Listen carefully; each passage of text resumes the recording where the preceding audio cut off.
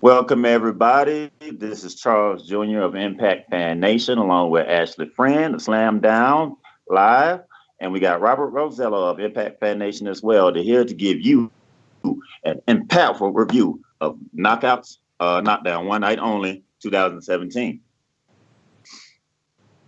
Anybody got something to say? Okay, anybody want to speak on anything before we start this review? Plug anything, themselves, groups, anything?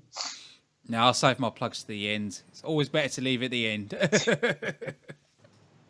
I'd like to introduce you all to Robert Rosello. He hasn't been on any of the shows with us. He's an Impact Trojan. I asked him if he would like to get on because he's one of our knowledgeable, passionate wrestling fans that we have in our group. And we'd like to introduce him and say thank you for being here, Robert. Yeah. Thanks for you for having me on. No problem, no problem. Well, let's dive directly into the show. Unless you have anything you need to say, Robert. You anything you want to say to anybody? Shout out, anything like that? No, that would be it. I'm happy to be here. I always enjoy talking to other Impact Wrestling fans. So it is good that there's always that kind of open door discussion. I have talked to most of the Impact Wrestling fans without any hesitations or egos getting in the way, and that is something very commendable by the Impact, let's say, fan base. Oh yeah, definitely. Cool. No doubt, no doubt. It's good to be able to have that family atmosphere with people that you don't really know personally, but as a Impact Wrestling fan, of course, you have that in common, and then it's good that we can have a hospitality type feel to what we do and what we love. Yeah, that's right. Go ahead. Getting into the pay-per-view. The pay-per-view started off, in the Impact Zone, and we have Jeremy Borash in the middle of the ring. And it starts off with him introducing the knockouts and the prospects. The prospects is what they call the potential knockouts in this pay-per-view. You had 8 prospects, 8 knockouts. All right. The format of it was kind of crazy because you had 8 individual matches, and then the winners of each match were going into compete in the forum for a tag team match. But the winner was not what decides the knockout that signs the contract. It was supposed to be where everybody views whoever the judge was. It wasn't revealed until the end. You find out who the judge was. That throughout the pay-per-view, they would determine at any time they could come out and give the contract to any lady that they felt like deserves the contract. So it goes on. That was explained, and we get JB in the ring, and she introduced each prospect and each knockout, not in consecutive order in succession. You got a knockout, you got a prospect, and that was the 2 that were in the match. And then you got the next knockout, and the next prospect, and so on and so forth. And we started off, and we ended up getting paired with Casey Quinn versus Angelina Love, Leva Bates versus Allie. If any of you know anything about any of these ladies, you can go ahead and say anything, pipe in as much anytime you want to, because I know of Leva Bates, and I don't know much about Casey Quinn in the Indies. I know a little about Leva Bates. Okay, then we had Amanda Carolina Rodriguez versus Diamante. We also call Amanda Carolina Rodriguez ACR, which is her nickname, which is a lot easier than saying that all over and over and over again. Then we come up with MJ Jenkins. That was the black woman that we seen on Impact with the mohawk and the blue suit. She wrestled against Rosemary, which was a really good match. And I'm sure that the other guys agree with that one. We had Alyssa Davis. Alyssa Davis. Yeah. I mean, Edwards. Excuse me, versus Sienna. Yeah, Edwards. I don't know why I keep saying that. Santana Garrett versus Brandy Rhodes, which was a surprise. Rebel versus ODB, and Laura Van Ness versus Rachel Ellering. Before we start with the matches, anybody want to say anything or add to that? No. One thing I will say is I actually quite like the format, and I think this is what Impact needs to do: is use the one night onlys to show new talent. I think they need to change the one night only formats to show people new people and stuff like that, because then that way they can sort of judge what fans think of these people if they want to bring them in at a later date. I think that's what one Well, not only needs to start being about, like this one, you know, where you had some established, but it was mostly new. well, yeah, one night onlys have had that kind of a format before, but not. It's like you've seen people on one night only, so then they would appear on Impact, but most of the time they didn't sign any contracts. It'd be kind of like a one off because Allie, she's been on a few knockouts, knockdowns before she was signed, you know, as a cherry bomb. So she's been trying to kind of really prove herself for a long time. But yeah, I most definitely. I mean, it's weird because Impact fans are very mixed up about this because you got a lot of Impact fans that want the pay-per-views to strictly follow storylines, and being that the one and onlys haven't, they've been pretty much wanting them to just X them out. A lot of fans have wanted that. If one night only was strictly what you said, what you would like it for it to be, which I think would be a good idea, instead of trying to make it something that is not, don't try to incorporate it with the show, which they really don't. But if you would have it where its identity is strictly a proving ground for people coming and having tournaments and stuff like that, then I think it would work very, very well, and it wouldn't disappoint fans. And also with that way, what they could do is they could do 6 normal pay-per-view and 6 one night onlys. So then that way you've got 8 weeks worth of building on a story to lead to a pay-per-view. So then you've got the one night only, pay-per-view, one night only, normal pay-per-view. I think that's the way to go forward with this, because I think the one night onlys are too overloaded. There's too many of them, and it's just like some of them have these weird matches for no purpose. So I think moving in that direction, I think, would be better as well. I kind of see, I totally agree, but I see why they do it. It's definitely a financial thing because these one night onlys are taped during Impact Wrestling taping. So there's no extra, cost for production, maybe extra cost for paying talent, stuff like that. But you don't have a whole nother day that you have to set aside and have to pay for new production and more production and paying, talent more money and things like that, where you can just go ahead and pay them for a taping with one night only being a part of that taping. Yeah. So I can see the financial side of it, but for fans, we're just not digging it. We just don't like the format, me included. I want it to be one or the other, one proven ground or a legit pay-per-view that follows the storyline. Yeah. So yes, 6 one night onlys that are for proving ground reasons, and 6 pay-per-views that follow the storylines of Impact Wrestling would be wonderful, especially now with Anthem going out and trying to find talents and relationships and everything in between with all these other promotions. It would be perfect. Yeah. My only complaint about one night only as let's say as a pay-per-view, I think it should be a little bit shorter, to be honest. I think this same pay-per-view, if you cut it down to 2 hours, it would be fucking perfect. Just to be a proving ground type of pay-per-view, but just leaving you want to see the person in the next set of tapings. That would be my only kind of where I would change about one night only. But they always have they experiment a lot. That is something that I also enjoy about Impact Wrestling as in general. They don't try the same team over and over and over again. Go ahead and watch the current set of tapings and go and watch something from last year at the same time. You will see it is the same place, but it is shoot different. That was the time when they were shooting the public in the dark and only a spotlight type of setup. That is something that I enjoy that Impact Wrestling does, and nobody else is willing to do in wrestling. They get a lot of kind of undeserved judgment, but they are willing to try a lot more different things, and I commend them and I enjoy that out of Impact Wrestling. But I think that would be my only complaint as the setup. 2 hours would be fucking perfect.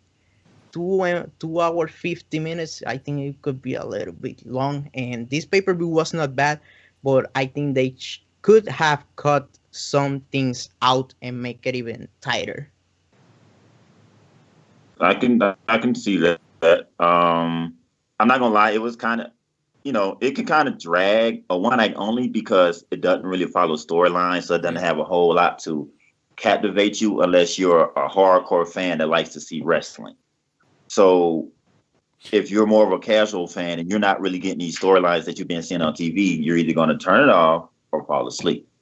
Yeah. So I can get that in that aspect, but your normal pay-per-view is 3 hours long. 3 hours. You're not going to get a WWE pay-per-view any shorter than 3 hours. Yeah. You're probably not even going to get one that's 3 hours that short anyway.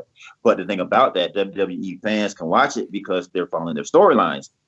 Whether they suck or not, they're intrigued because, we how WWE bubble people, I'll say that, are. They're going to follow it regardless. But, same thing. If one night only follow storylines, those 3 hours would shoot by. We would have no problem watching it. Or even if they slightly change the one night only. So let's say they could always do one night only's women's division. So it is the women, but you have the main event where it's for the knockout title. Give it something a little bit different. And they can always do another one night only, which could be the World Cup, what we used to have, the X Cup. They could do things like that. Right. That's the way I think they need to treat one night onlys as well, is have special one night onlys. And also, if they did, for example, if they did the World Next Cup, with all the promotions they're linked to, they can get them involved as well with that. And I think that would do a lot more than what they've done in the past. No doubt. I bet you that's in the works. If they're going to do S Cup again, I'm sure they're going to use all the promotions they've gotten relationships with. I'm sure of it. They'd be retarded not to. All right, guys. Let's jump into this first match. Do we have to? Yes, we do. God. Yeah. What we have here is Casey Quinn, now known as, what's her name on Impact now? Ava Story. But Casey Quinn versus Angelina Love. Me and Ashley feel a way about this. So what I want to do, I'm going to let Robert open up with this one. Yep. I know I'm leading, but I just want to hear what Robert has to say about this one before me and Ashley jump all over it. Yeah. As a match, right? This was a slow-paced match. Very slow-paced, very psychological match. The same stuff that they are doing with David Richards on Impact. So that is kind of a continuation from their whole Natural Born Killers kind of duo or gimmick they're doing, right? What I didn't like was the interference by David Richards. I think that match, if they could have toned that a little bit, the match would have run a little bit faster. And also, that type of slow match and psychological match runs better if you have some type of storylines. When you threw that type of match in the cold and in first match of the night, that was not the right. This was not the right placement for that match. Go ahead. I don't think it was just placement. I think she was way too green.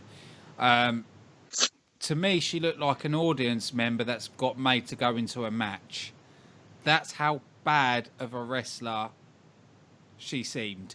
It seemed like Angelina Love had to control her, had to pull her into the right places where she should have been. The downfall to this is a lot of wrestling fans will see that match and start trying to slate the company and go, oh, they only can get wrestlers that can't even wrestle. That is probably the bad thing about that. I think with the one night only, when they saw how bad that match was, they should have pulled it. They should have not aired it. I think words can't describe how bad it was. You know, and you could see Angelina Love was trying her best to make the match better. She was really trying her best, but Quinn looked like she didn't know what she was doing out there. Well, Impact Wrestling fans, if you haven't figured it out already, this match was bad. I totally agree with Robert. If you know you have nothing in Casey Quinn when it comes to in-ring talent, do not make it your first match of the card. There's no way that they knew or had a thought that she'd be able to put on a good match beforehand because they hired her. They hired her to come on and wrestle this match, so they knew she was green. So I totally am disappointed in whoever booked that match first, big time. Like you said, she looked very green. Casey did, very inexperienced, slow. Robert was very correct with that, very slow match. It's because of Casey, because Angelita had to wait on her sometimes. If y'all saw, she had to wait on her to execute some moves and to to keep carrying the match. Angelita carried that match fully, but she couldn't carry it very well because KC looked so bad. So yeah, they should have pulled it, Ashley. I mean, there's nothing, no other thing they could have done, no doubts about it. They should have pulled it. The only thing I liked about this match was they kept the Natural Born Killers heel role in the storyline going. They talked about Davey Richards and Eddie Edwards and things like that. So that gave me the thoughts of that. Like, okay, well, maybe, keep the storylines here. Robert was so correct. There was no need for Davey Richards to be in this match in any kind of way whatsoever. Casey looked so bad. Why did anyone need to interfere in this match to beat Casey Quinn? There is no reason for it whatsoever. I get it. Your heels and the Natural Born Killers to help each other win. Yeah, that's great. But it was just not a good idea. They should have just had Angelita pin her clean and been done with it. Because this, like you said, bad placement, bad match. And it looks bad for Impact Wrestling to actually have someone that green and that looks that bad in the ring. It doesn't look good.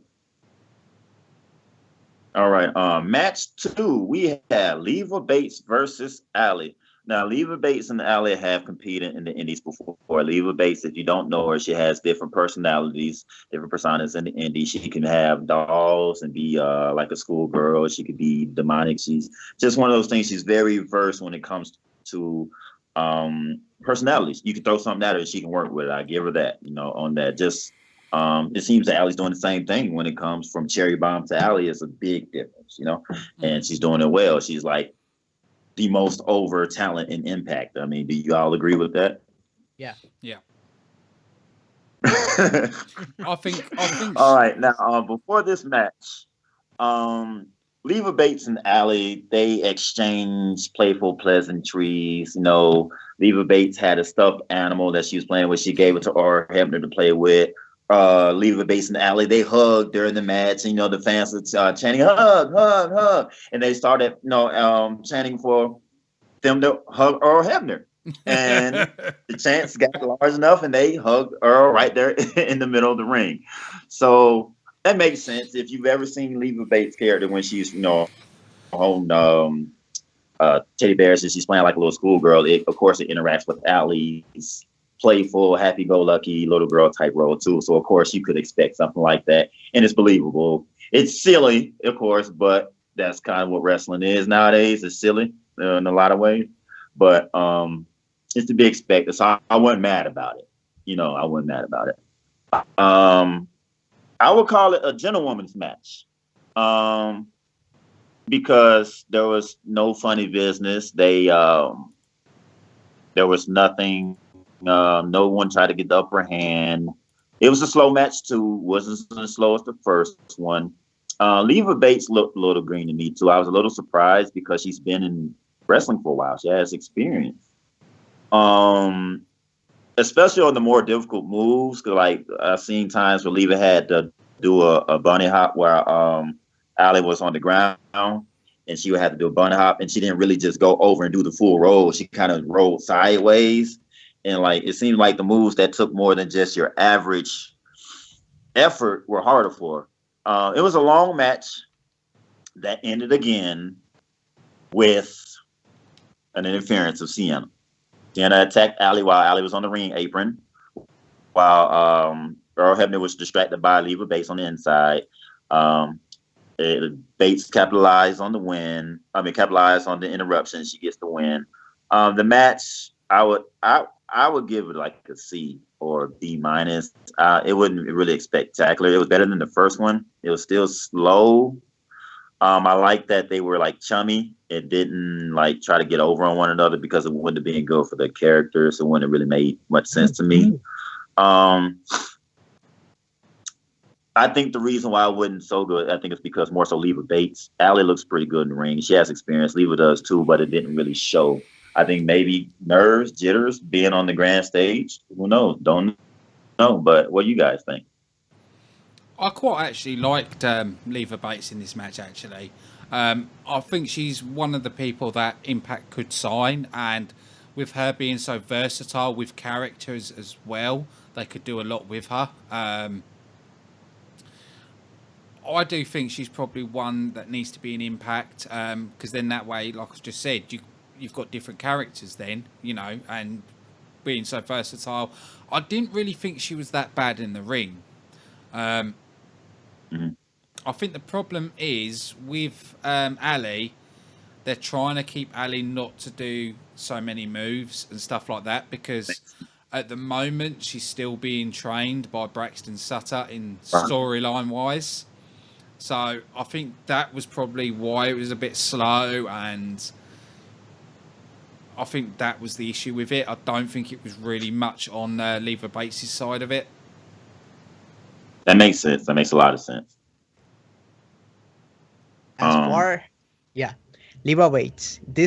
I have been hearing about her for about 4 to 5 years, something like that, since her days in early Shimmer. And this is the first match that I saw from her. And I was kind of disappointed because I was expecting a lot more. But I think she could be a wise sign by Impact Wrestling because of her character, her appeal towards the comic book fan base, or let's say cosplay, all those kind of people. She could represent that type of person in that division. As far as the match, it was not bad. Obviously, you have Ali. Ali, she's great. She's one of the best, if not the best, all-around wrestlers right now on Impact Wrestling. But as the match, I think as a secondary match, that was not fun. Probably a C. What I didn't like was later down the line, the second comedy match. But that was, we get there when we get there, right? Right. Go ahead. All right. Okay. And we got Eva Bates with the win. So at this point, we have one established knockout, Angelina Love, going on for the 8-woman tag team match, and Leva Bates. All right, match 3, we got Amanda Carolina Rodriguez versus Diamante, the newest bad woman of LAX. I'm a Diamante fan. I admit it. I do. I love me some LAX. But I am impressed by ACR. I will not tell this lie. Okay, before the match, Mackenzie Mitchell interviews Diamante backstage. Now, Mackenzie asks Diamante, does she have what it takes to be a knockout here in this division? And that's probably not what you say to a short, hothead Latino woman. It's probably not what you should have asked her. So she spits off something in heated Spanish. I mean, giving it to Mackenzie. Mackenzie's looking crazy like, I shouldn't have said that, probably. You know what I mean? And then in English, she snaps off at Mackenzie saying, of course she's ready. You know what I mean? She wouldn't be here. She wouldn't.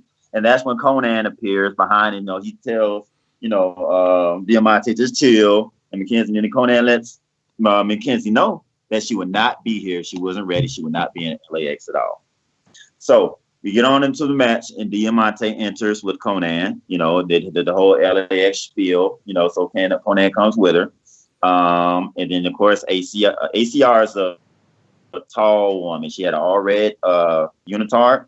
She had a little gut. She looked like she was out of shape. She looked like she had been drinking a few beers. I was about to say she looked like she had the beer belly on her. but it didn't show in the ring. In the ring, she looked good, and I'll tell you about that. ACR is considerably taller than Diamante, so I was definitely interested to see how this match would go. All right, and this was a much more polished match.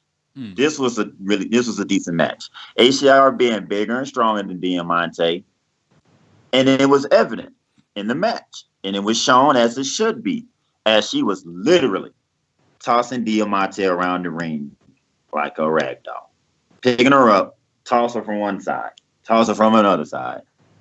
I mean, it was crazy. But Diamante was able to strike back, with strikes. She was using strikes, submission tactics. She was trying to keep it on the ground, try to use her speed. It was good. They got in some nice striking exchanges that ended up in a stalemate with a double side kick that dropped both competitors. So they were both out. And then when they were both out, Homicide distracted with ACR later on in the match to give the Diamante a rest after being woman handled by ACR. At this point in the match, later on in the match, because this was a long match just as well, ACR had worn Diamante down with her power. Diamante was trying her best with her strikes, with her ground game and things, but just ACR's strength and size was just too much for her to overcome for a good long time. So she was distracted by Homicide. ACR was that enabled Diamante to put her in a flipping power bomb. I'm not exactly sure what the actual name is for it, but when she bounces up and does a flip over her and brings her around for a power bomb and for the 3 count, and Diamante picks up the win. I think it was a good match. I'll give it a B+. It was very believable. They didn't make it seem like Diamante was a super chick that could just beat up all the biggest giants in the world. ACR didn't look bad. Diamante didn't. No one did. I didn't see any botches. It was a good match overall. I liked it. I would like to see more out of Diamante with someone that's probably a little bit smaller. I think they need to give her a better matchup for us to see more what she can do. But I was impressed by what I saw because she did take it to another level of wrestling when she saw that this lady was bigger and stronger than she was, and she didn't try to go strong, arm to arm with this bigger, stronger woman.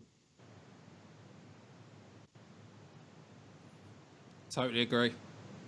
I do think if Impact are interested in signing her, I do think she needs to get in better shape. I think she needs to lose the gut. But she was quite impressive. It did look in a lot of part of the match like she had the upper hand on Diamante. And the way it was done, you couldn't call it. Through the match, you couldn't call who was going to win. And that's what I like. That's the type of matches I like.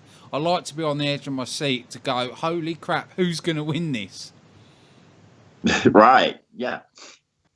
And to me, it was just a good, solid match. It was. I agree. Yeah, I see a lot of talent out of Diamante. From the first day she came through the Impact Zone. You see her, she have her unique look, the way she carry herself, you should pay your attention on her. As far as wrestling, she's good, but she seems limited. If you pay attention, she most of the time doesn't have the upper hand, but that's good. She's a work in progress, and you can she's gonna be better from a year from now. She's gonna be on point. As far as the match, not bad at all. ACR needs to lose some weight, but that is not a problem if she carry a diet regimen or something like that. As a sign-in, I'm not sure, but she have the size, and they want to have a big, beefy type of knockouts division. You need women of different sides, and that would be her kind of ticket towards a good sign-in. What the match that I would like to see later down the line is Diamante actually working with someone smaller, someone like Alicia Edwards. She's the smallest one. I think she's 5 feet flat, something like that, and Diamante is like 5'2", 5'3". So I think that pairing in a couple of months down the line could be a very good knockouts division feud like a secondary feud in case you want to keep Rosemary on the top of the Knockouts division. But I will pair both of them in the for Slammiversary, something like that. Alicia versus Diamante for the number one contender of the Knockout champion, something like that. Yeah, I definitely have to piggyback that one, Robert. I totally agree. I feel like a match where Diamante competes to get somewhere more near her size, it'd probably be a really good match because, like you said, she was limited against ACR. So you can only see so much when I feel like there's a whole lot more to see of Diamante. I totally feel the same way about how you feel a year from now. I feel like she'd be 2 times better, maybe 3 times better than what she is now. Yeah, I see that potential that you see in her. I totally do. Yeah. All right. And on to our next match. We got big MJ Jenkins versus the Knockouts champion Rosemary. This was a good match. There was a hiccup or two, but this was a really good match. I'll let Ashley friend, our friend, take off. For me, this match was solid. There was 2 blotch incidents, but they weren't really that noticeable to me, if I'm honest. I like the way that MJ Jenkins is built. I think she's got a lot of potential going forward. I was quite surprised they put her against Rosemary. Some of these matches I were quite surprised with who they put against. Yeah, I think it was a good, solid match, but I don't know. I just think MJ Jenkins needs to go against somebody that's more aggressive, more on her strength level, sort of against Sienna or someone like that. I think that would have probably made an even better match. I think, yeah. What about you, Robert? How you feel about it? Yeah. Rosemary. Oh my God, she is talented as hell. She's the thing is when you see her cutting the promo before the match, she's unbelievable. She reminds me a lot, and I have said it on my reviews a couple of times. She reminds me of the early Undertaker, when Undertaker was not that good on the ring, but he was an excellent character, and he knew how to carry himself like a superstar. As contracts, MJ Jenkins, athletic woman, very strong, very athletic woman. I don't think this was a good pairing, like Ashley said. This may have been a bit different. Two words colliding that they were not like each other. But Amy Jenkins, I hope they sign her. She is very athletic, and the thing that we were talking before, she have a lot of potential, and that is what matters the most at the end of the day. This is kind of a TNA quote that they used to say back in 2007, right? They used to say, "It is not who we are, but it is who we are about to become," and that is more important than anything. I hope they sign MJ Jenkins and they don't let her slip out of their hands. Totally agree. You guys said most of everything that I was going to say about this match because y'all are dead on. I'm going to give a little background about the match. I should have started off with this. I apologize, guys. I apologize, fans. The match started off with Rosemary and Decay entering first. They came to the normal entrance, nothing extraordinary, anything like that. All right, and next comes MJ Jenkins. You know, she comes out with energy, you know, at the crowd, things like that. It was nice to see. Kind of reminiscent of the Funkadactyls. I can't remember their names. Cameron but anyway. Then when MJ enters the ring and gets in after her entrance, Crazy Steve gets the mic and tries to convince MJ to join the Decay.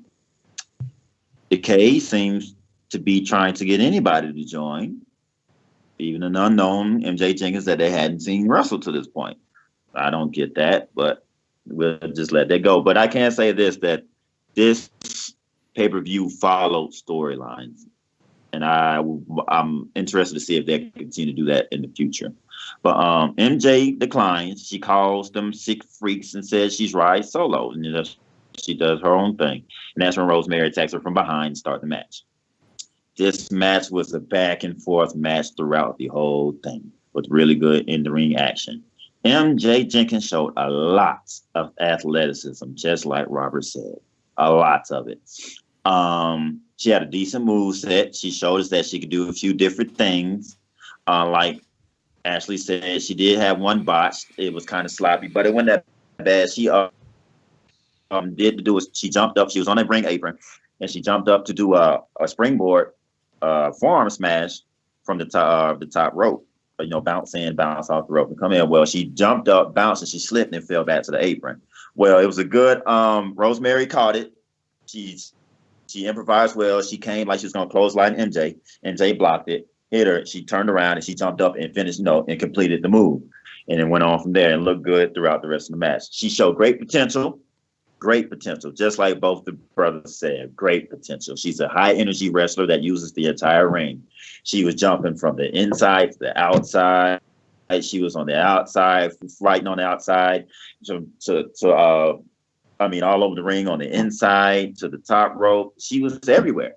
It was really good to see that a new talent come in, because we haven't even seen her on the indies. I've never heard of MJ Jenkins up to this point. And to see a new talent I've never heard of come in and show this kind of showing against Rosemary, the talented Rosemary, it was really nice to see. It was obvious in my eyes. To me, it was obvious that this match was meant to showcase what MJ Jenkins can do. Yeah. As Rosemary really didn't show much offense, gain much momentum, or show anything new. She was your normal Rosemary, but the normal Rosemary is a good Rosemary, so you didn't really need to do anything extra. This match, to me, was just to show the Impact Wrestling fans what MJ Jenkins is and what she can do. And she impressed, very much so. All right, the crowd got behind MJ a little. And another long match that ended with another outside distraction. 4 matches, 4 interruptions, 4 outside distractions. This time it was Crazy Steve spitting mist in MJ Jenkins' eyes when she was cussing at him and yelling at him after he had distracted her. She had her head through the middle rope, yelling at him. And he spits the mist in her eyes, and that's when Rosemary rolls her up and gets the 3 count. Rosemary wins the match, and I give this an A. This match was an A. I would say A- just because of the botch. That's the only reason. But this match was good, stellar. I agree with you both. MJ Jenkins needs to be signed by Impact Wrestling. All right. Now we're on to match 4. Alicia versus Sienna. Alicia versus Sienna. This match was a regular match. Nothing before the match just started. No funny business. No tomfoolery, anything like that. Sienna dominated and humiliated Alicia throughout this match. Simple and plain. She slammed her around, kicked her, punched her to her delight, even threw her once over the top rope to the outside. She had on the top rope and then walked off like it wasn't nothing, like she threw a baby over the ropes or something. Throughout the match, Sienna was talking shit as she was punishing her, even telling Earl Hebner to call the match because she's sure that Alicia was going to die. And the crowd just erupted in laughter. That was funny. I laughed myself because it was funny the way that it came at that moment after she had slammed Alicia out, throw her on the outside, and she's like, Earl, she's obviously going to die. It was funny. It was really nice. Sienna has some nice gestures. I've noticed she does have a comedic element to her. She's made me laugh since she's been in the Impact Zone. Alicia's small, but she's got a lot of fight in her. She had a lot of fight in her. You couldn't just keep her down. You can tell she's been in the ring against larger opponents before because she knew how to work herself around the ring and around Sienna and not look bad. And she takes punishment gracefully. She took a lot of it. She never kept Sienna down long. Never had more than a few moves or more momentum. And again, it ended in an outside distraction. Allie came down the entrance ramp to get Sienna's attention. allowing Alicia to put her in the bridging pin for the 3 count. 1, 2, 3. Alicia gets the W. The match, I don't even want to grade it because it was basically a squash that Alicia won. I couldn't even tell you what the Impact was trying to get out of it whatsoever. I'm totally lost. And I'm just going to let these two fellas tell you how they feel about it. I was actually quite disappointed by this match. I really didn't think Alicia was that good. No, me neither. She got dominated. Yeah. Could I see her in Impact? Not really. Really, not at all. I think her level was just... It just reminded me to the first match of the card. It did. She got dominated so bad. I mean, at least in the first match there was no domination. At least, Angelina carried her and she got some offense and stuff like that. But Alicia got murdered. It was crazy. As for Sienna, let's talk about Sienna, right? Mm-hmm. One thing she have managed to impress me ever since Maria Canellis left Impact. She have managed herself greatly on the microphone. She have improved and show and make a case for herself why she needs a better spot in the Knockouts division. As for Alicia, she's green, like you guys are saying.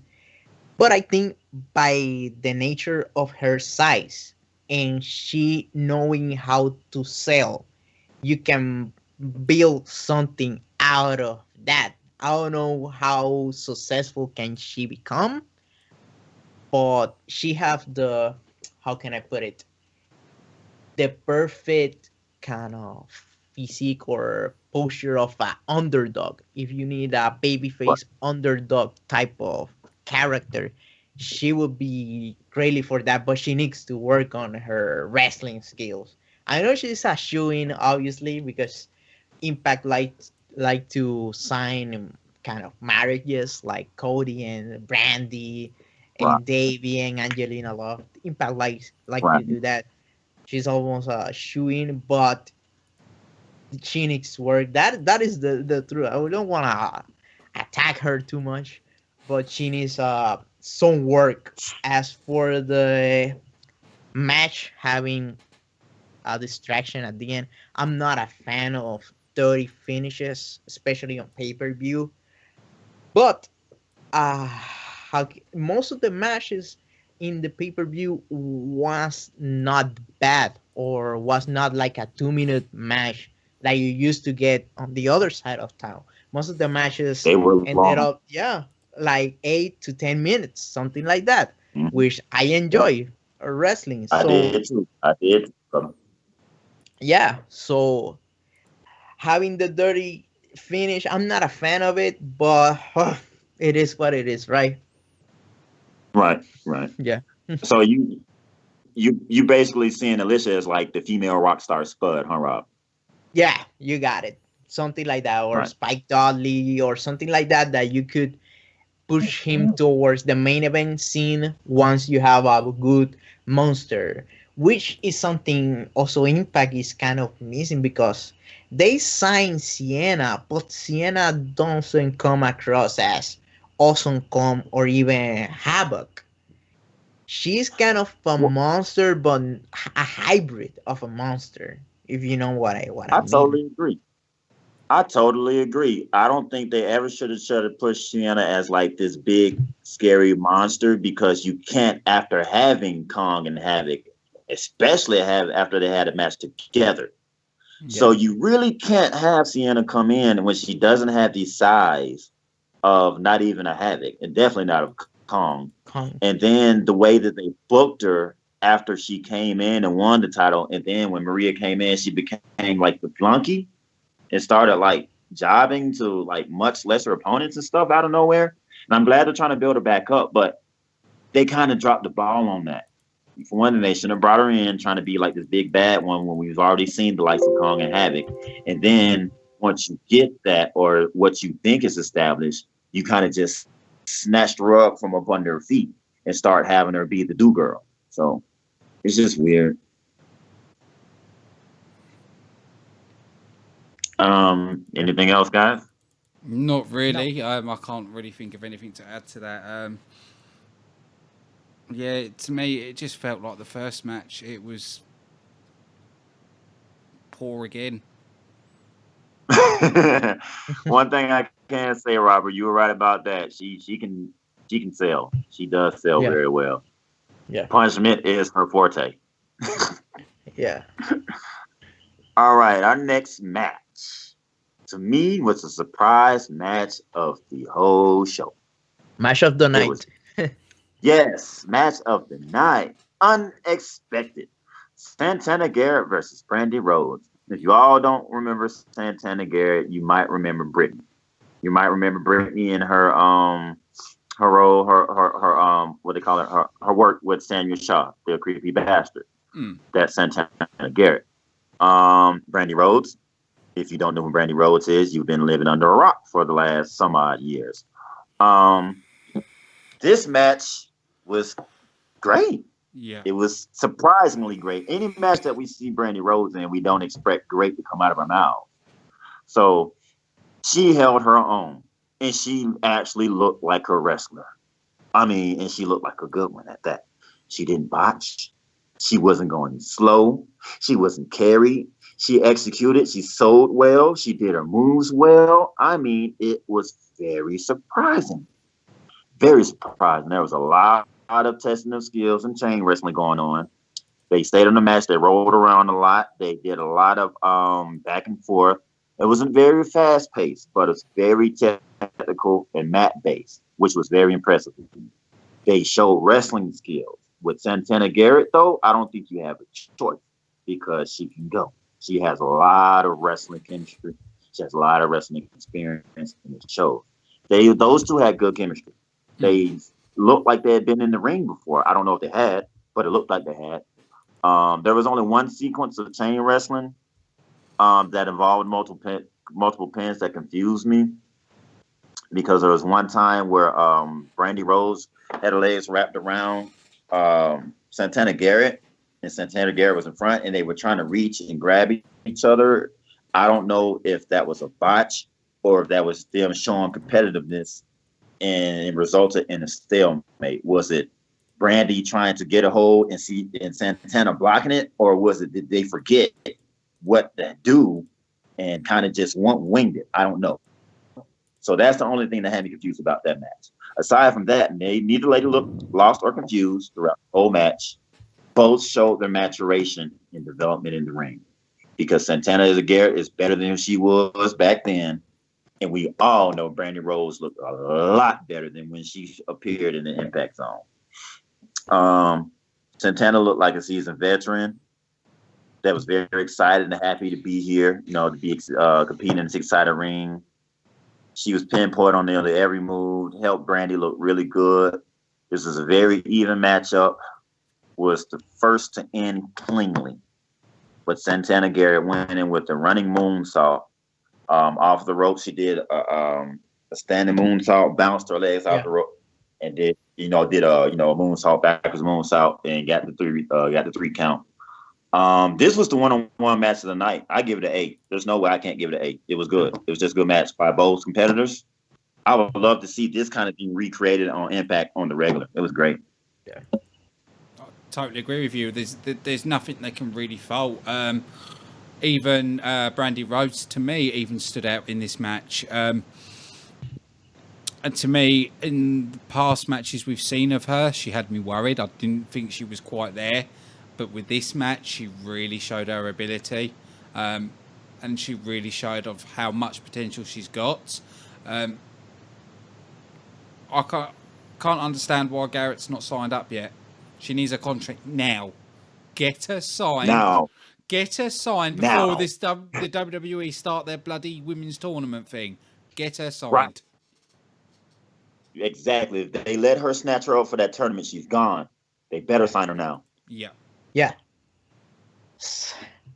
This match of the night, Brandy looked really good. She follow the dance master, being Santana Garrett. That is, sometimes you need to not know who not have the skill, but know the person who have the skill. And she left herself being coached, probably by her, into a great match. Hopefully they sign her. They need to sign Santana Garrett and let her go. Her finish, very impressive. I was back in the day a big fan of Tajiri and also a big fan of Jay Lethal.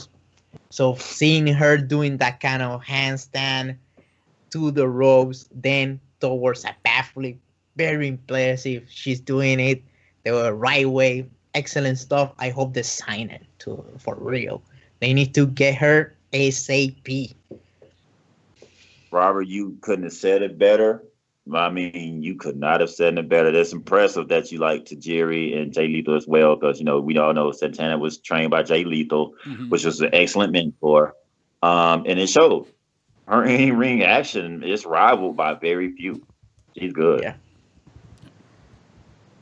Really good. Our next match was a joke match of sorts, really. It was Rebel versus ODB. Bang! Ashley, would you like? No, Robert. Robert, how about you kick this one off? Let me start. I'm not a fan of comedy matches, to be honest, but I could tolerate one in a time span. Having the second one, I was like, no, this is not what I want. Especially seeing they were not repeating the same spot that they did with F. Herner, but kind of the whole atmosphere was around him and fucking up with him and blah blah blah. That it is like that second tequila shot. You want the first one, but when you get the second one, you're like, oh no, why I did this? It felt like that, to be honest. Yeah. Right. You definitely wonder, what did I do to deserve this? What? Huh? Am I the only one? Is good. Yeah, go ahead. Am I the only one that kind of enjoyed it? Maybe. See, I would say this: Rebel looked better in the ring than she's ever had. Yeah. We gotta give her props. She have improved a lot. See, she's hot. Yeah. I kind of like the comedy in wrestling. I like it when there's a bit of slapstick. I think there's been a better ODB and Rebel match. I think the better match was in Impact with Earl Hebner and the kissing. I think they needed to stay with that route with this match. Have it a bit of a slapstick and comedy. We've seen Grado in the ring at Impact, and he brings the comedy. There's nothing wrong with having a comedy match, but I think they could have done more with this. I think they could have gone more funny with it. I get that. See, because being that it's a long pay-per-view, it is totally a long pay-per-view with long matches. All of these matches up to this match were long. I think every one were like 8 minutes at least. And yeah, you might have lulled some people to sleep. I don't see how anybody was lulled to sleep with that match before this one, though. If you slept through that, something's not right. There's got to be something wrong with you. But I get it. After you having 6 long matches, you want something to wake people up. And it wasn't a bad match to wrestling. It really wasn't. No. It's just, I guess I'm more biased when it comes to comedic matches. And that's all that is. Rebel looked much better in the ring. She actually didn't look like she was completely confused. She didn't have to get directed places like she had before. Like Ashley spoke of in the beginning with Casey Quinn, she had to be directed by Angelina Love. Rebel didn't have to be directed by ODB this time. ODB was your normal ODB, nothing more, nothing less. This was just an average match. I would say it's an average match, not good, not bad. For people that like comedic elements, it was good on that aspect if you like the comedic part of it, because they involve Earl Hebner. Earl Hebner likes to kiss knockouts, and ODB likes to kiss Earl Hebner. Or was that Brian Hebner? No, it was Earl. It was a Hebner. And yeah, so I mean, it's just all on what you like out of wrestling. It wasn't good or bad either way. So that was more so of a personal opinion when it comes to that match. So I won't grade it, because that was more so on what you prefer in a wrestling match when it comes to like a middle of a pay-per-view when you want to kind of like liven the crowd and get some light out of people. So I do give them credit on that. You can't keep just coming with match after match and not give us something, you know, different to kind of pique our minds for the people, for the casual fan, for the person that's not a hardcore fan like ourselves that are like hanging on every match and trying to see who's going to win and you know, be impressed by the in-ring action. All righty. I want to apologize before I speak on this match because I did not mention what happened as soon as the camera started rolling on the pay-per-view. The pay-per-view started with Laurel Van Ness in her wrestling garb, not in her wedding dress, no mascara, no drink, no matted hair, nothing like that. And backstage on the outside, about to get in the ring. Rachel Ellering is standing there and speaking. She's being interviewed, being spoken to.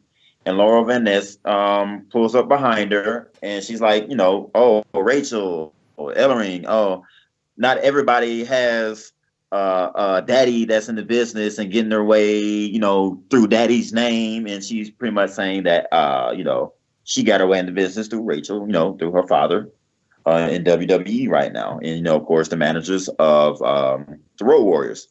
And with that, Rachel remarked, I can't remember exactly what it was she told Laurel when Laurel walked off, and Laurel turned around and she ran and attacked her from behind, and she ran her shoulder into the steel, I think it was just a wall of some sort, and she was injured. So throughout the night, they were speaking on, they were not sure if this match would take place. Well, it did. Laurel Van Ness came out, and they waited on Rachel. Rachel came out behind her as well, and they had a spectacular match. Rachel Ellering, she's just like Santana Garrett. They need to sign her now. She has not signed. I know she hasn't signed. That is a fact. She's not signed with Impact, and I hope to God they sign her soon. She carried the match, which is what's weird, even though she's not the knockout. She carried the match. It's evident that her father is definitely in the business. She looked really good in the match. She has just, her build is like of an MMA fighter. She's heavy shoulder. She's got like kind of beefy arms. She's like flat at the waist. She's built like a fighter, like a hand-to-hand, you know, combat fighter. And you can see her upper body strength. She's really good at, you know, tosses and things like that. She really didn't do too much mat work, like submissions and things like that. She's more of a core old school type wrestler, and I can tell that her father influenced her style. You know, I liked it. It was really good. It was like seeing a match at WWF early 90s, you know. It had that feel. Laurel Van Ness looked good. We still haven't seen all of what Laurel can do. I know what she can do because I've seen her wrestle as Chelsea Green on the Independence. But for some reason, Impact has held her down. Well, I won't say held her down. She's had a lot of character storyline action going on. She's been in Impact Wrestling. So her wrestling ability hasn't really been showcased. But what Rachel Ellering showed us, it was fine because she made up for the lack of what Impact was showing us of Laurel Van Ness. Rachel Ellering lost the match. Laurel got the W. There was no interference, which was great. 2 matches with no interference. Actually, 3. Or was there? No. Well, Laurel got the pin, and I think the best individual showing went to Rachel Ellering to me. I think she was the star of the night. Like last year, Sienna was the star of the night to me. I think this year it was Rachel. I wish she could have went on to the next match. For whatever reason, they chose not to. And, you know, it was probably more storyline based because this pay-per-view was more storyline based. So they went ahead and put Laurel in the 8-woman tag. But I was impressed most by Rachel Ellering when it comes to an individual in this pay-per-view. Good match. See, I've got to say it's probably my match of the night. I like the Garrett match, but to me, I couldn't take my eyes off. I really couldn't take my eyes off Rachel Ellen, and to me, it was my match of the night because it actually made me sit back and go, "Wow." It was good. It was really good. Totally good. It was another A match, no doubt. It was totally great. There's no way you can give it anything less. You know, both ladies look great. I'm just hoping that they sign Rachel Ellering. I hate to say this, but it seems kind of like it won't happen. I just get the feeling, especially with her dad being in NXT, the WWE tournament coming up. I just feel really, really bleak about Rachel. I feel like there's more of a chance with Santana, being that she's been in Impact before. Yeah. Under contract. Either would be a great landing, but I see more so Santana coming to Impact than Rachel. Yeah, I can see that happening, but I really hope that we do get her. I think Rachel Ellering, Garrett, and I'm even going to say Leva Bates are my top 3 that should be signed. Yeah, and Lauder Banes. Oh my God. I was not, when she signed with Impact, I saw some of her work like when she was on the other side of town, and I was not impressed. But once she came into TNA, they let her fly. They give her a little bit more character, more freedom with it, and she's great. Rachel Ellering. Her Impact match was not that good, but this one was really good. I have to agree with you, Charles. I think WWE will make a big play on her via her dad into a big sign, but they used to have her back in NXT and they didn't do anything with her. So it's true, they didn't sign her. She didn't look good there. You're right. yeah, so she might be against the rock and a hard place when it comes down to in one side having your father and the big glamour of the World Wrestling Entertainment, and on the other side you have the freedom and the exposure of Impact Wrestling. They let you go and do your own thing without that multiple layer type of thing that they use on the other side of town. So I'm not sure if she's gonna sign with them. I would be in favor. I'm in favor of having a big knockout roster. Impact has always had a good knockouts rosters. They ever since in 2007, the birth of the knockouts division, they have an excellent division. Even though Hogan and Bishop were not fans of the women division, but they didn't get it. Yeah, it was a time when Impact, the highest rated segment on Impact Wrestling, was the female wrestling. 2008. It was really yeah, it was really good. Yeah, when Awesome Kong and Gail Kim. So either way, Lauder Banes, awesome. Rachel Ellering, awesome. And I have to give you a question for you guys. Now that Reby Sky is gone from Impact Wrestling, did you guys see Awesome Kong returning to Impact Wrestling, even if it's for a short period of time? I never thought about that, Robert. That's a good question. I would think so. I would think that the door's open, being that Awesome Kong didn't like Dixie Carter on top of that. So yeah, with Dixie and gone, Reby. Yeah. Also, yeah, I could totally see that, Rob. Also, you did see when Gail Kim was put into the Hall of Fame that Awesome Kong was there. Right. So you can see there's no real bad blood between them. I think it's possible we could say Awesome Kong again, but I think Jarrett wants to look for the future. I don't think he want to bring too many old faces back.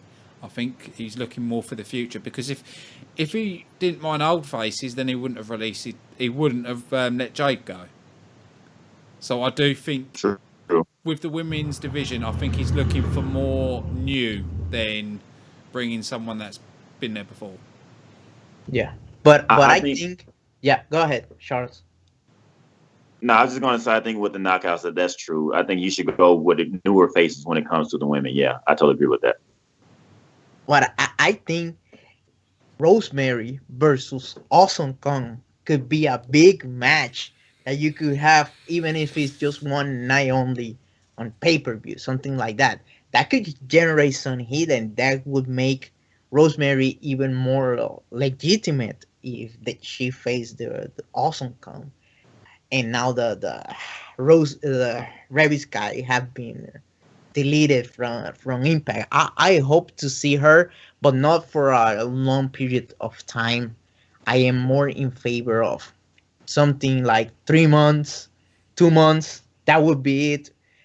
And probably that could happen also if Gail Kim is retiring, because I think if Gail Kim is retiring, her last match is gonna be with Awesome Kong. I have no doubt in my mind that that is gonna be the send off towards Gail Kim. I really can't see Gail Kim retiring yet. Really can't see it. She's really fighting with this injury to get past, to get back in the ring. I think her passion is so high for women's wrestling and for Impact Wrestling. I can't see her retiring anytime soon. But one thing I want to quickly say is, to me, Impact's always done good by women wrestling. You know, everyone keeps saying, "Oh, the Revolution, WWE." No. Impact started the revolution with women's wrestling, making them athletes. Started a long time ago and has continued the trend. To me, I feel if they sign those three that I said and maybe some others, they could have a better women's division than the WWE. I agree. I totally agree. I think if you were to really just like make your core Santana Garrett, Rachel Ellering, and I say a Rosemary, you got yourself something strong right there. Oh yeah, big time. If you can build around those three, you can make it happen. You can even make people like Rebel look good, with a division that's strong like that, because the talent wise, if we can get half of the talent that was in that on this pay-per-view, that would look good, because there was some good talent between Garrett, Ellering, Jenkins, who would it be say to, and I would say, well, I won't say Brandy, but those are the best three. And yeah, ACR look good too. Yeah. Between those ones, you got yourself something good. And I can definitely see ACR signing, because you don't see WWE knocking at her door, because she doesn't have the look for the E. If you don't have a certain look, the only one getting by right now is Nia Jax, because she looks like a monster.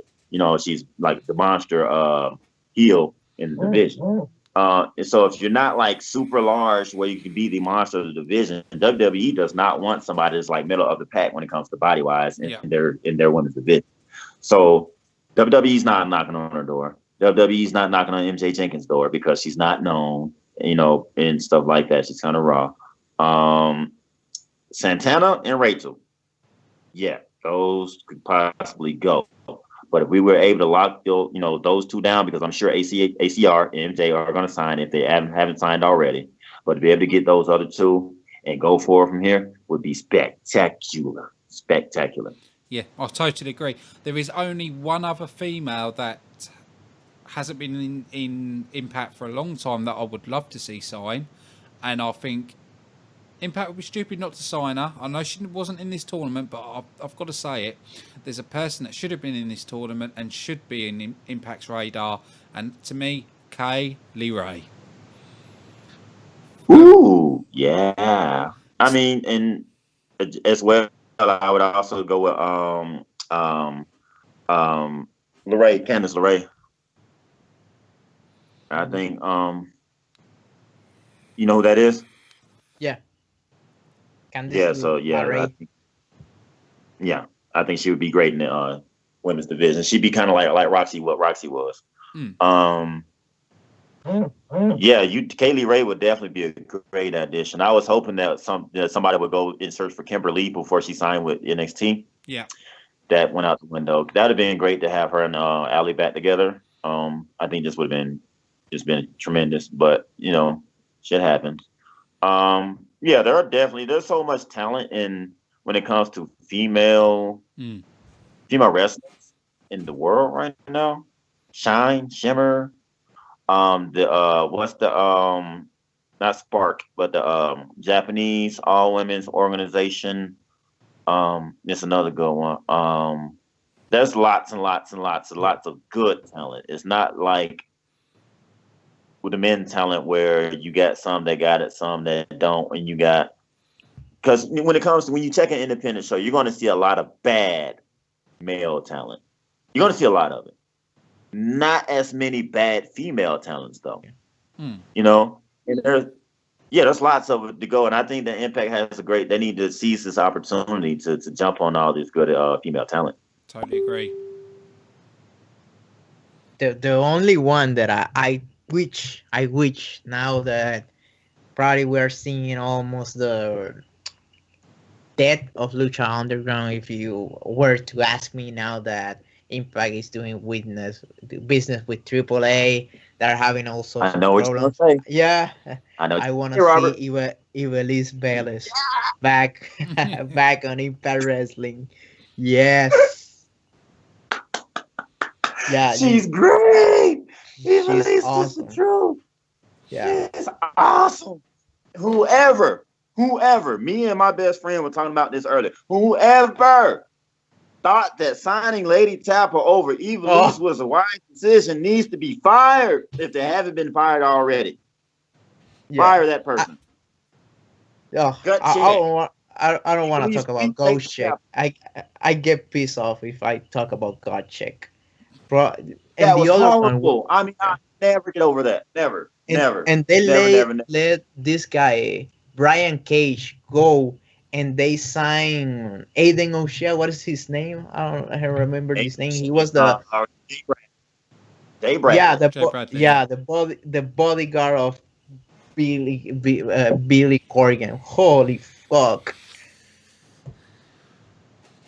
Jay Bradley over. Please. Yeah, Jay.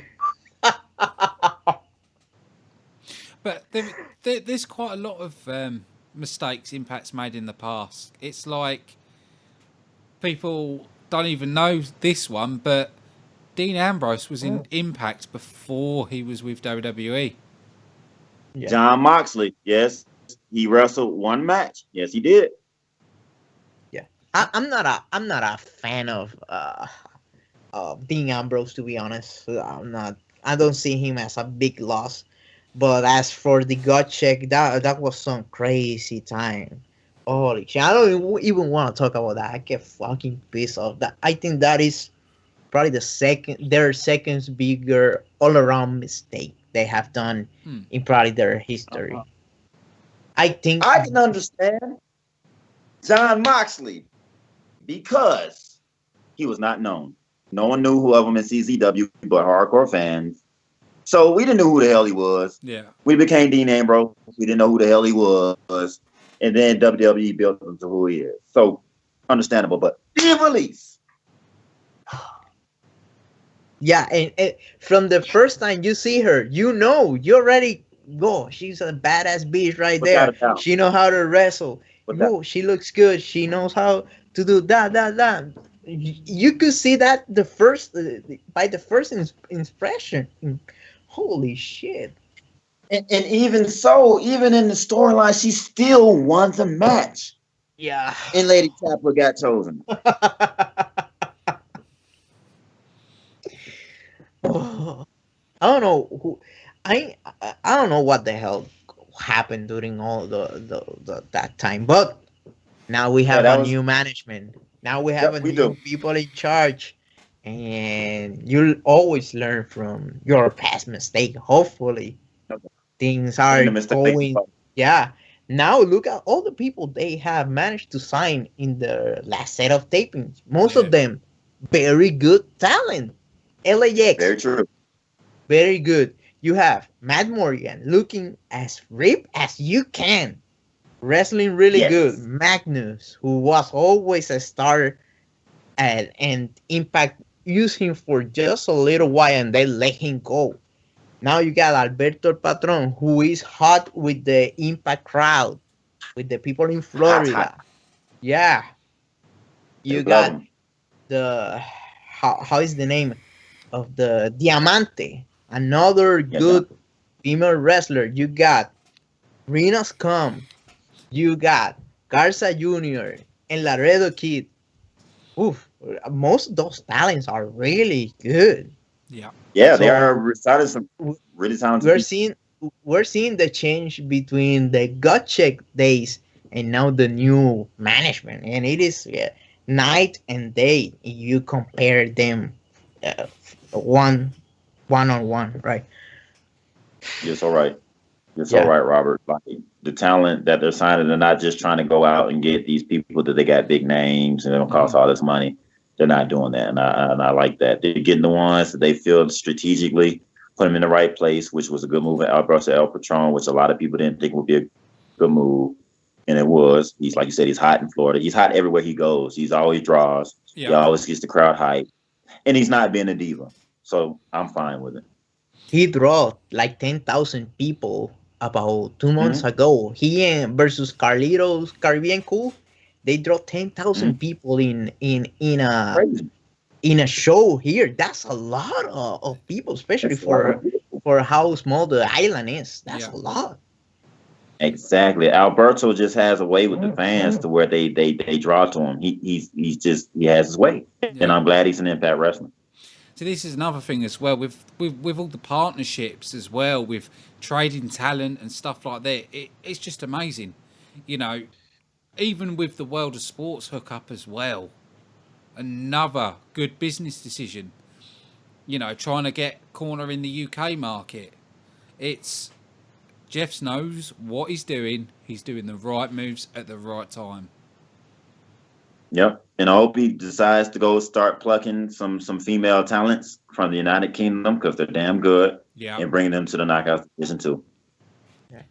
I'm sorry, but I'm going to hold a torch for Kaylee Ray.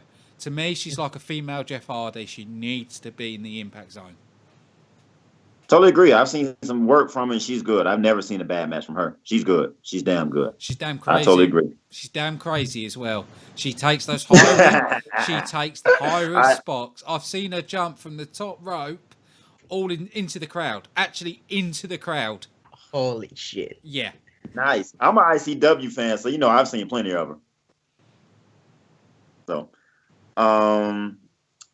last but not least, we have our 4 versus 4 knockouts match to end the night, our main event. And our winners, this is how they did it. 5 knockouts won, 3 prospects won. So they put 1 knockout with 3 prospects and then the other 4 knockouts together. Okay, what we had was Angelina Love, Leva Bates won. No. Angelina Love, Allie was another team. So it's Angelina Love, Diamante, Rosemary, And louder, Sienna.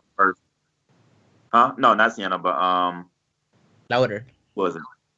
It was who? Banes. Louder Banes. Oh, Louder Banes. Louder Banners? Yeah. Louder? Yeah. Okay. Can you hear me now? Yeah. Okay. Okay. All right. What we had, wasn't it Laurel Van Ness, Rosemary, Angelina Love, and Diamante. what is it? Diamante, right, versus Alicia, Santana Garrett, Allie, and ODB. This match was okay. It's what you could expect out of one of those Impact multiple people matches. It was pretty regular pace, not too fast, not too slow. Everybody showed their stuff. It wasn't spectacular. I can't say that. It wasn't the match of the night. To me, Santana versus Brandy was the match of the night. To Robert, so it was as well, and to Ashley, it was Rachel Ellery versus Laura Van Ness. I can't argue with either one of those matches because they were great. This match was, I guess, just pretty much was just the end of the night to put the person with the contract over, which I don't agree with, which we'll get into. Yeah. I don't really have anything too much to say about this match, as like it was a hit or miss. You wouldn't have been at a big loss if you didn't see it, and you wouldn't have been at a large gain if you did see it. That's how I feel about it. Totally agree with you. Totally agree. It had a few nice spots in it, but nothing really stood out or made it amazing, really. No, not memorable. Yeah. What I have to put them over because I felt like it is what when you see the 4 versus 4 teams, you feel like there is some star power, and that came across pretty clearly to my eyes. That hey, we got 4 important person versus 4 important female wrestler. 8 people you should be on the lookout. That came across on the screen very clearly. As for the match, it was a multi-man match. You saw everybody doing their own finishers and spot and blah blah blah until the end. Not a bad match, but nothing out of the ordinary to be honest. But I cannot get that feeling of a star power, and I did like that. I would have felt more like that, I guess, if Rachel Ellering would have been in it, because, like, to me, she was the star night. So if I feel like they wanted star power in that match, then Rachel should have went over Laurel Van Ness, especially with the injury that she had. And if she could have overcome that and actually had a good showing in the main event, it would show just how great she is and just why she should be a knockout. I got kind of like the star power. I kind of just got like a heel versus face feel. That's what I got. Yeah. Because one team was full of heels and one team was full of faces. And I think they made it that way on purpose to give some kind of appeal, so to give you someone to root for instead of just watching a normal match. Because if you would have mixed it up, you know, a lot of wrestling fans are either heel driven or face driven. And that's what they want. You know, that's what kayfabe wants, is heel driven or face driven. So in kayfabe, if you mix them up, you have nowhere to root for. So I get it. And I think that's why the match was made the way it was and why Rachel Ellering didn't get the W. I don't agree with it, but, you know, it's wrestling and it has to make sense. So here's what it is. Now, we get to the contract. After this match, the match ended with Alicia pinning somebody. By this time, I was kind of out of the match. Alicia won with a pin. Here comes Karen Jarrett. Her music plays. Her bootleg version, her remix of the King of the Mountain song. She comes out with a contract in hand. She gets in the ring. She starts to speak. And guess who she decides, of all that she's seen of the night, of everything that she's seen of the night, she says that Alicia deserves a contract. God's sake. And I'm done. Yeah, but you even knew who it was as soon as Eddie Edwards came down, before Karen came down. When Eddie Edwards came down, you thought, that's the part about it. There you go. We know who's got it. It's all to do who you know, not who was best on the night. And I'll tell you, that is the thing that really pissed me off. To me, it ruined the whole one night only. Totally agree. I was upset when I turned the TV off. It's those good matches were nullified. She was the second weakest on that show, so I don't get it. I just don't get it. That was worse than Tampa over Ivelisse. See, they could. Go ahead. They could have had a sign, but don't do it on the pay-per-view. Announce it like a couple of weeks later. She signed. I wouldn't have been mad about that because, you know, she signed because of Eddie Edwards. But on this one night only, it should have been someone else. It should have been someone who was best on the night. And to me, it should. Go ahead. I'm sorry. To me, it should have been either been Rachel, Ellering, or Garrett. Santana Garrett. That's it. It should have been one of them. I get. Yeah, no doubt. It should have been one of them easily. But you know why it wasn't one of them, right? Yeah. Yeah. Neither one signed. So of course you can't give it to them. Of course, like Robert said, Alicia's a shoo-in. She's the wife of Eddie Edwards. Mm-hmm. Very apparent she was signed before the match started, before the night started. And because you couldn't sign Garrett or Ellering before the night and wasn't sure if you'd sign them after the night, you gave it to Alicia. Now, I'm pretty sure they knew that they were going to sign MJ Jenkins or ACR if they had not already, and they should have gave it to MJ Jenkins. If they knew they couldn't sign Garrett or Ellering, you should have gave it to MJ Jenkins on TV. Yeah. Yeah, she came across almost as the second weakest one. The greenest one was KC, and then was her. Yeah. And seeing her jumping from being the second, almost at the bottom, all the way to being the sign-in, it is rough, especially if you believe in meritocracy and you see, hey, she's only there because she is married to Eddie Edwards. That when you have her, especially as a babyface, that might get some resignment towards the hardcore fan base. Your casual fan is not gonna care about, but your hardcore, your diehard, especially if things go sideways and Santana Garrett leave and Rachel Ellering don't sign with Impact, and you see, hey, we could have given that contract to them, but instead, this is what we got. That creates kind of resentment, especially for a babyface. You can do that with a heel, obviously. You can get away with that for a heel, or you can get away with that on a TV taping, saying something, some dumb shit. But as on the pay-per-view, like all female pay-per-view, made the best woman of the night win, and she's gonna get the contract. That is not a good. Right. I didn't agree with that at all. No.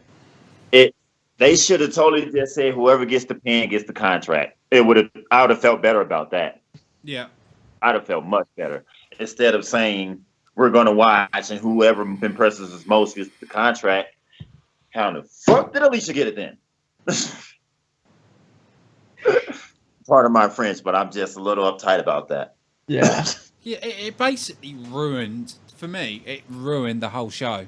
It ruined the whole show. You know, I still can't work out why they went that way on a pay-per-view. Right. This is why it ruined the show. This is not just opinion. What you just said is not just opinion, Ashley friend, and this is why. The whole show was based upon whoever impresses the most gets the contract, becomes a knockout. The entire show is based upon that. Victory Road. The name says it itself. Knockouts, knockdown. Victory Road. As soon as the show started, there's talking about whoever impresses, whoever's watching, they can come out and get a contract at any time. The whole basis of the pay-per-view, and you hand it to the second weakest person of the night. That makes it a bust. Yeah. And aside from the good matches that we did get and all that, I would have to say it was a bust because of that. Yeah, I totally agree.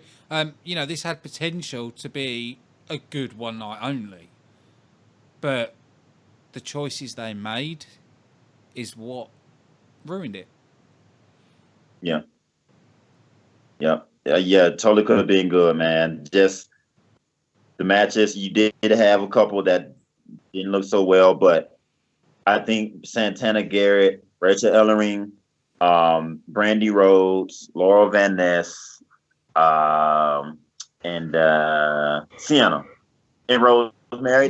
They kept it alive. MJ Jenkins, because those other ones didn't look bad. The other knockouts that had strong showings kept it alive. It kept us interested. You know what I'm saying? Until the very end when Alicia got presented that contract. It was just horrible. Yeah, when I did the review for my channel, right? The one thing that I hope that was the last hope, right? When I was talking about the show, is that they could somehow manage to make it work by either Alicia becoming greatly in the ring, or number two, doing another all-female one night only show down the line, because that ending went straight to hell. I hope they make another all-female show they later down the line, because I feel that they left a lot of money on the table, especially. I don't like to talk about World Wrestling Entertainment, but hell, I have no way to compare it to somebody else, right? They're gonna have their Right. female tournament, and you have the chance to strike first. It is Yeah. like a fight. You're having that ultimate chance to boom, strike them first, raise the bar so high that they cannot reach it. Yeah. Exactly. And yeah, and they let it down. They did not a bad show, but not something that cannot be topped by the other side of town, and that is something that is a mistake, especially a strategic mistake. Yeah. That is something by Oh, you oh. striking first and rub it in the face, say, hey, I did the all female pay per view early down the year, and it is better than you could do during that time. But this was kind of my harshest criticism towards the whole thing, because they let a lot of money on the table. Hopefully, they listen to us somehow and they make another female pay per view one night only type of special. I don't even think I it's that. totally. I don't think they Yeah. really need to do another one night only pay per view. I just think they need to make things right by signing 3 or 4 of those stars. The big ones, sign them, get them in Impact, and then a few strong independent stars, sign them now before the WWE strikes. You know, No doubt, Ashley. because my motto is we don't need to compete with the WWE. We shouldn't, but we still can be better. Yeah. You said it. You said it. You don't need to compete, be better, and maintain. I totally agree with you about that, Ashley. I don't think you need another tournament, but I do think they need to redeem themselves in some kind of way. I think the perfect way to do just like you said is sign those talents that were obviously better than her, Hmm. and that they obviously need to sign. Or like Robert said, do some kind of angle, piggyback off that pay-per-view because it did follow storylines. Piggyback off of that and put it on Impact to where, there's a new set of tapings coming up. They can do it. They can piggyback off this pay-per-view. Yeah. And get it to where Santana Garrett is on TV, Rachel Ellering is on TV, MJ Jenkins is on TV, showing their stuff, on an angle like, you didn't win that. You just got in because you're Eddie Edwards' woman. Let's have a Ooh, tournament, yeah. or let's do this, boom, boom, boom, boom, boom, and go from there, and boom, sign those talents, and there you go. Because they had them on their programming first. They were on Impact Wrestling programming before WWE programming. Yeah. That right there is a big step. That puts you in a great position, like Rob said. Don't leave that money on the table when you know what's around the corner. You know there is a tournament around the corner. You've had them on your programming. You've shown what they can got. They impressed. Sign them up. Lock them up now, because I guarantee WWE officials, scouts, or someone was watching that pay-per-view and they see what's going on. Yeah, they watch everything. They say they don't, but yeah, sure they have people just watching the show and making notes and giving that to the higher ups on Vince TV show. But Look at I think, yeah, go ahead. look at the latest signings. This proves even more that the WWE do keep an eye on Impact Wrestling. If you look at all the signings they've done, Bobby Roode, Eric Young, most of their recent signings are all ex-TNA talents. And hot one. there's going to be another Impact talent showing up at on SmackDown, because they've been backstage near enough every SmackDown with Mike Bennett and Maria Kellis Bennett. So the WWE are watching what Impacts are doing, especially now, even more so, because they want to counteract Impact. They would want to beat Impact to the punch. That's why with this pay-per-view, if the WWE watched this and saw those females, they'd be getting checkbooks ready. So that's why Impact needs to act fast. Yeah, from the rumor I heard, Vince McMahon was very pissed towards the World of Sport deal with Impact Wrestling. He was furious because WWE gets around 300K, and the first airing of the World of Sports was about 2 million on the 1st of January, when nobody is watching TV. You are probably hangover from the day before, and they managed to reach 2 million people. He was fucking pissed, and he had blood on his side, and he doesn't like Jeff Jarrett at all, and he's mad. Probably, he hates Jeff Jarrett big time. That is something I have been hearing for quite a while, that he doesn't get along with Jeff Jarrett ever since 99, something like that. Even he went out of, I don't know if you remember, he went out of his way when they were doing the invasion, kind of buying WCW, and he singled out Jeff Jarrett and called him, you're fired, Jeff Jarrett. He knows that Jeff Jarrett knows what's going on. He knows that Jeff Jarrett is quite smart, and especially the booking team he have managed to build. He have Josh Mantell, who is, in my humble opinion, the best booker I have ever seen. He got Bruce Prichard, who's quite smart. You got Scott D'Amore, who's an excellent coach. Look, Chris Sabin, Rosemary, Eric Young, Bobby Roode, all those guys came from his school, so he knows what's up. Yeah. So he will try to get every single female that is talented out of the Impact's hands as soon as possible, even if they're not gonna do anything with them, just so that Impact cannot have them. They did the same thing with World of Sport. The whole UK tournament point was basically they wanted to sign a load of UK guys so they couldn't be on World of Sport. That's what the WWE did, and I've been very vocal about this in past episodes about this. I can see them trying to do the same with Impact. They're going to try and sign people so they can't be on Impact. Yeah, they tried to sign him, Alberto. Yeah. The thing about Periscope was that Alberto was fucking pissed that Triple H and all the people from the WWE tried to sign him because he didn't have a legit contract with Impact Wrestling, and he said he felt like betrayed by that, knowing how bad he was treated. Yep. Especially the first time around, that they even did some racist implications towards him. That was why he left the first time around. He got fired. He slapped the person that did it. Yep. Yeah, and the person, he didn't got fired.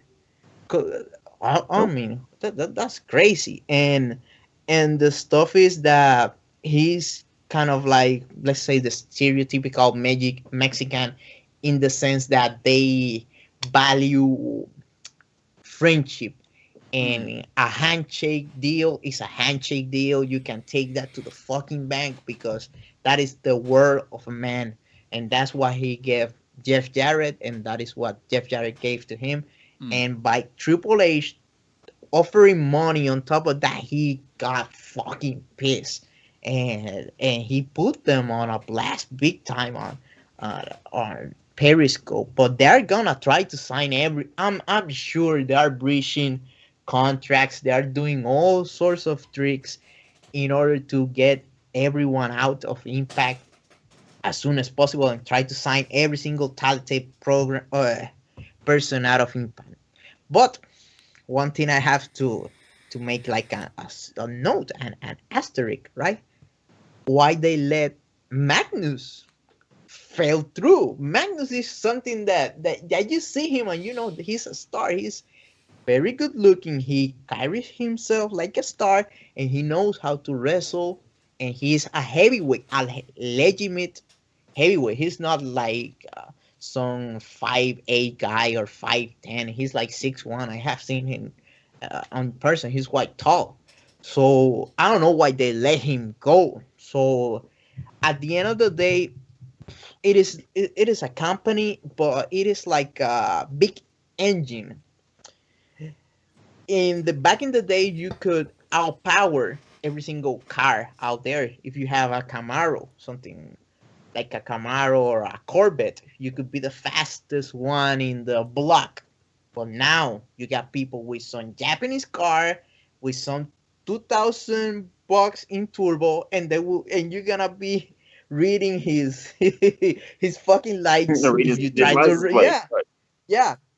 That should be one of the visions out of Impact.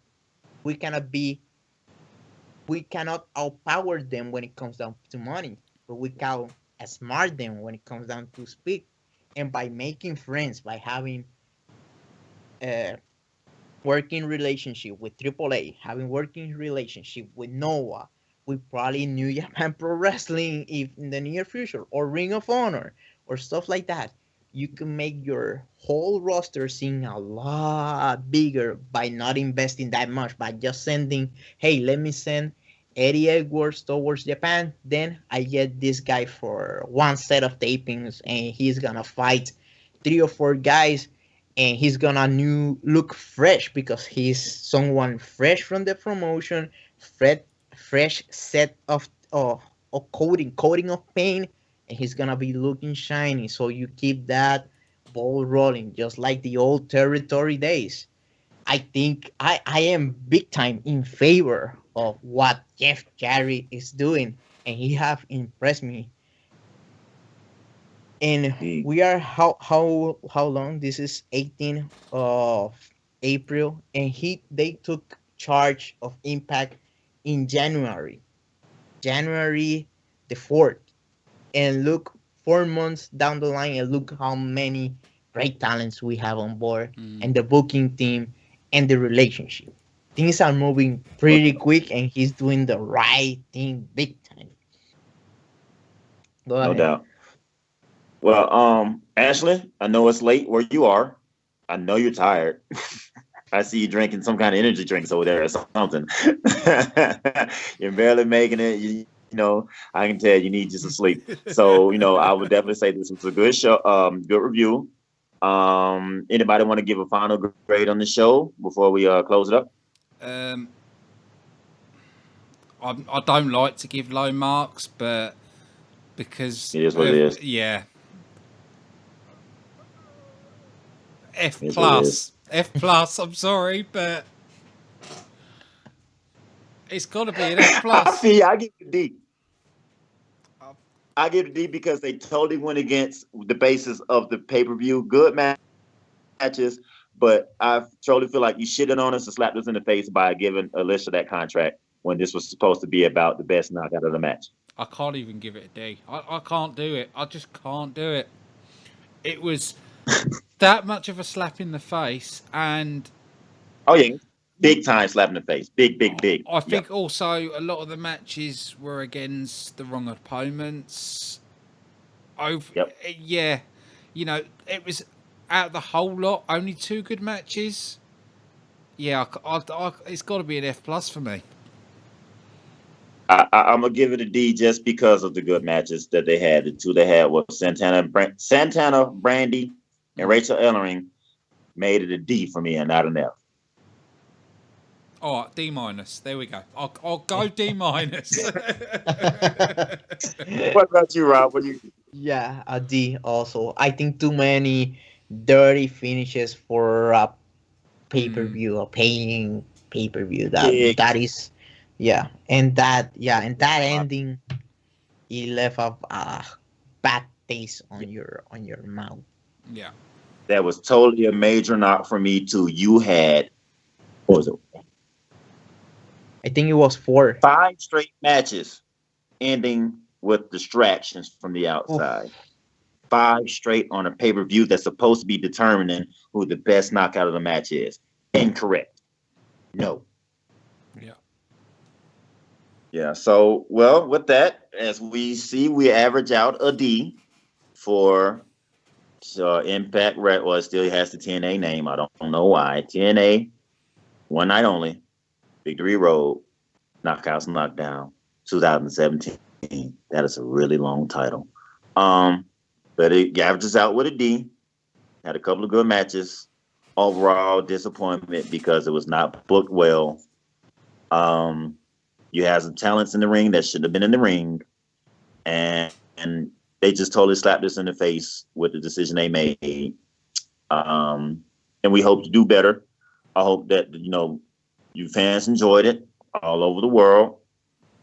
Like to give a shout out to Impact Fan Nation first and foremost. Knowledgeable, strong, passionate wrestling fans, like Andre Corbiel says. Follow us on Twitter at Impact Fan Nation. Slamdown, we're just partnered with Slamdown, so we I think that Ashley will have all of the links that you need. If not, just contact either one of us on Facebook or Twitter. Our website is up. We're putting the finishing touches on it. We're going to be doing some great things. Writers, reviews, articles. We're partners. It's going down. We're just trying to grow. We want wrestling to grow. We want Impact to grow. We just love wrestling. Shout out to the Heelcast.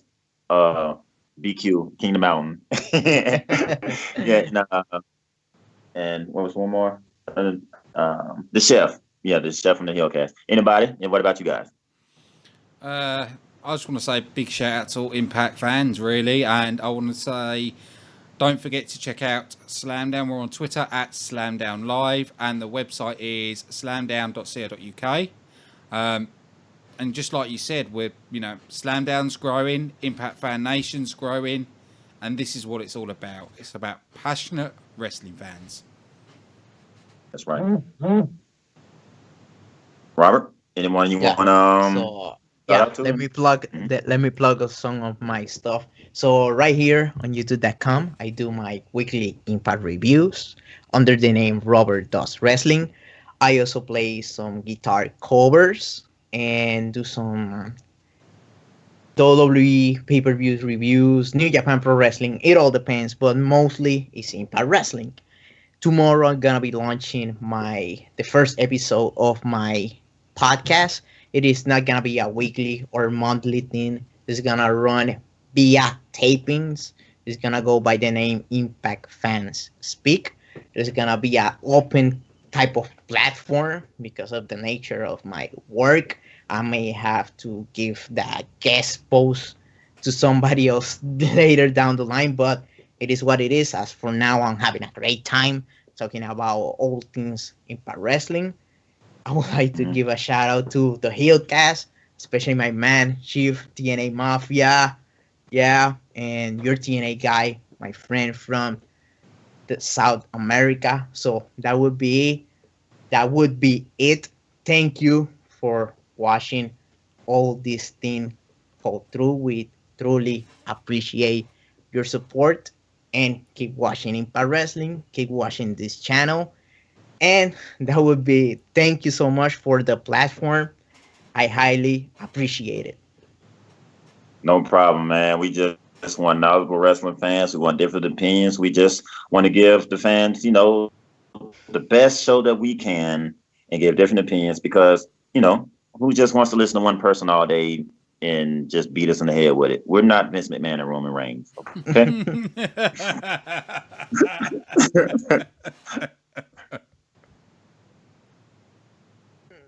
All right, now y'all have a good one, Impact fans, wrestling fans alike. We love you. See you soon.